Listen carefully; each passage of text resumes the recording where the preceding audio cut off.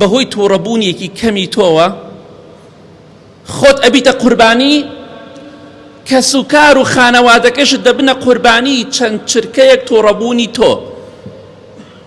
خۆت دەناڵێنی، کەس و کارت دەناڵێنن. کەسێک تووڕە ئەبێ و کەسێکە کوژێ، کەسێک بریندارەکە، تەماشا دەکەی ئەو بنەماڵە هەمویان لیان دەقەومێ بەهۆی ئەوەی کە تۆ تووڕەبووی کەتنێکت کرد، کارەساتێک بەهۆی تۆ ڕوویدا. کەواتە ئاگادار بە، چونکە دوای ئەو چەند چرکەیە چی ڕوئەدات تەنها تۆ ناگرێتەوە، تەنها تۆ باجەکەی نادەی، خێزانت، مناڵت، باوکت، دایکت، برات، خوشکت، ئامۆزات، پورزات، کەسوکارت هەمویان باجی ئەو چەند چرکە تووڕەبوونەی تۆ دەدەن.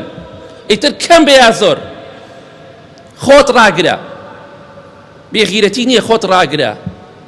دوو قسە بخۆی لەوە باشترە ماڵ و مناڵت کەسوکارت هەمووی ئاوارە بێت.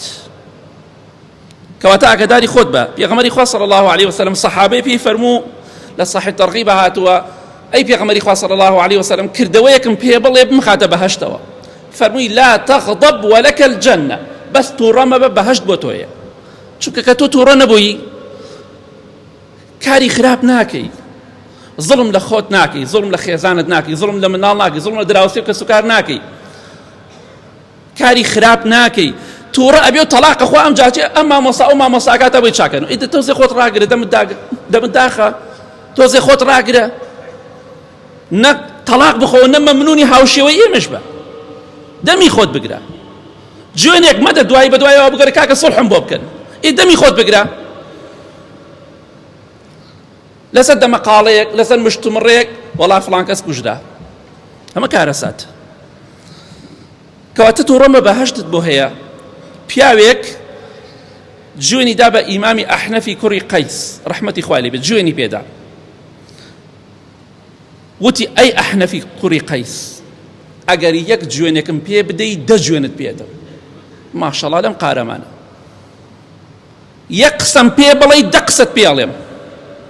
ئیمامی ئەحنەفی کوڕی قەیس بەناوبانگە پیاوێکی لەسەرخۆ عاقڵ و تێگەیشتووە، فەرمی وەڵڵاهی نەک 10 جوێن، ئەگەر تۆ 10 جوێنم پێ بدەی من 1 جوێنت پێ نادەم. وەڵڵاهی 10 قسەم پێ بڵێ 1 قسەت پێ ناڵێم. ئەو ئینسانی عاقڵاوایە، دەی تۆ جوێنی ئەو جوێنێ و تۆ 4 و ئەو 4 و دوایی چی ڕۆدەت؟ هەمووتان پەشیمان دەبنەوە.